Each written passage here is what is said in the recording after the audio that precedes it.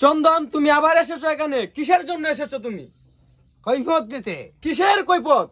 আমি শুনেছি তুমি দিন দিন অত্যাচারের মাত্রাটা বেড়ে দিয়েছ, আর বিনা পরাধীনে চারিত মানুষের উপর চালাচ্ছে অসংখ্যর পর চাবুকের পর চাবুক। তোমার শুনে সে দুঃখী মানুষে পাচ্ছে না এক রুটি, পাচ্ছে না এক মুঠো ভাত। তুমি দিন দিন অত্যাচারের মাত্রাটা বেরিয়ে দিয়েছ। হুশিয়ার, আমি তোমাকে হত্যা করব শয়তান। হত্যার বই আমি এখানে আসিনি, আমি এসেছি তোমাকে বন্দি করে নিক্ষেপ করবো সেই অন্ধকার কারাগারে। সেখানে দেখবো শুকনো রুটি আর সেই মুঠা দানের ভাত।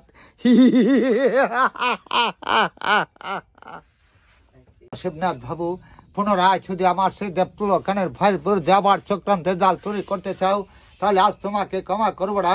তোমাকে হত্যা করে অন্ধকার কারাগারে এনে দেবো, সেখানে দেবো শুকনো রুটি আর সেই মুঠা দানের ভাত।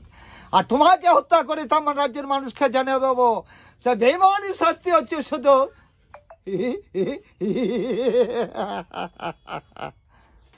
আজাদের পিতা স্বর্গ পিতা ধর্ম, পিতার মুখে সত্যের নিন্দা শুনে ভেঙে গেছে আমার বুকের পাঁজর। তাই অস্ত্র হাতে ছুটে এলাম সেই রাজপুর বাড়ি। মা গো, তুমি আমাকে আশীর্বাদ করো, তোমার আশীর্বাদে রক্ষা করবো এই দুটি মানুষের জোট। প্রয়োজন হলে কসাই পিতাকে অস্ত্র হাতে ছুটে এলাম সেই রাজপুর বাড়ি। মা গো, তুমি আমাকে আশীর্বাদ করো, তোমার আশীর্বাদে রক্ষা করবো এই দুটি মানুষের জীবন। প্রয়োজন হলে কসাই পিতাকে করবো আমি হত্যা। আসবে মুক্তা সিনা কোনোদিন এই বাড়ি বহে আসতে পারবে না।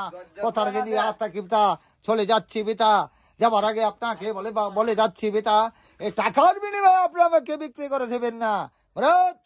টাকার বিনিময়ে তোমাকে বিক্রি করে দিয়েছি, সে কথা কে বলেছে? বলেছে উজির সাহেবের চোখে আর আপনার মুখে পিতা। চলি পিতা, কথাটা যেন স্মরণ থাকে।